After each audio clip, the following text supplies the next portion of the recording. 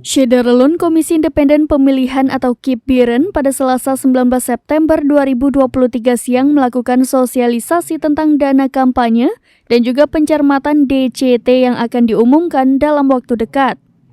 Ketua KIP-Biren Saiful Hadi didampingi Safrizal yang membidangi masalah teknis pemilu mengatakan, sosialisasi menghadirkan para pengurus partai atau penghubung partai masing-masing 2 orang, kemudian hadir juga Bawaslu Biren. Sosialisasi dana kampanye pemilu katanya berdasarkan Peraturan Komisi Pemilihan Umum atau PKPU nomor 18 tahun 2023 tentang dana kampanye pemilihan umum. KIP-Biren menjelaskan berbagai peraturan menyangkut dana kampanye mulai dari buku rekening, laporan awal, penggunaan dana dan lainnya.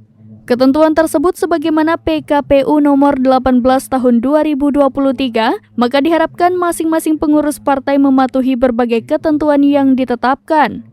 Saat sosialisasi, KIP-Biren menyampaikan berbagai ketentuan juga menayangkan petunjuk teknis melalui slide. Selain dana kampanye, juga sosialisasi tentang pencermatan daftar calon tetap atau DCT masing-masing parpol sebagaimana ketentuan yang berlaku.